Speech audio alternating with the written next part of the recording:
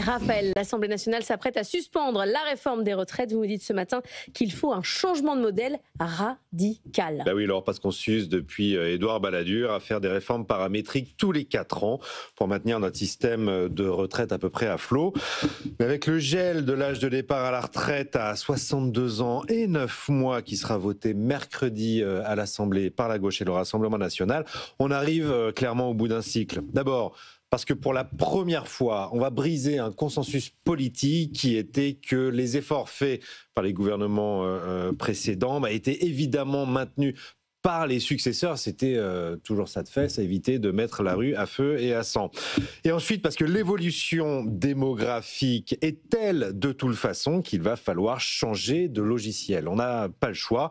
Et c'est en tout cas le pari de Gabriel Attal à Renaissance qui vient de présenter une proposition de loi pour changer radicalement de modèle, et franchement, elle vaut la peine qu'on s'y intéresse. Alors, le détail de la proposition.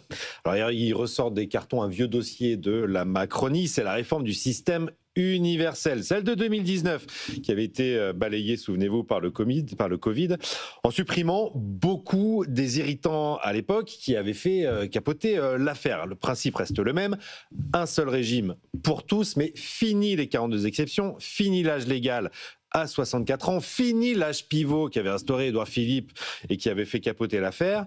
À la place, on parle d'un pilotage par trimestre, une retraite à la carte, en clair. Vous travaillez moins, vous toucherez moins la retraite, vous travaillez plus, vous gagnerez plus, mais surtout, vous partez quand vous voulez, à condition d'assumer le montant de votre pension. Mais c'est une utopie, à la fin tout le monde travaille plus, non ? C'est un pari politique, c'est celui de la liberté. La vraie question, c'est pourquoi en réalité l'État déciderait-il du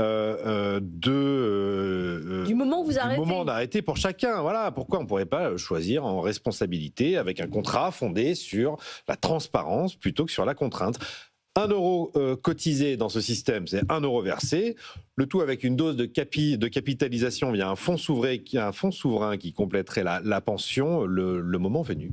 Alors politiquement, c'est malin. Ça permet surtout d'enjamber le reniement total de la réforme Borne qu'il faut accepter là. Hein. Oui, c'est vrai que le texte, la proposition là sera jamais votée, mais elle permet au groupe qui s'est déchiré sur la suspension de la réforme d'enjamber l'enterrement effectivement de la réforme Borne pour viser directement 2027. Alors Attal, lui aussi, se place pour la présidentielle, bien sûr, sur un positionnement à la croisée de la CFDT qui défend l'universalité et d'une partie du centre droit qui plaide pour la responsabilité, mais avec un changement philosophique intéressant. La réforme Borne, elle imposait un âge légal de départ. Là, on propose un choix. C'est la différence entre il faut et vous pouvez. Je trouve l'initiative intéressante.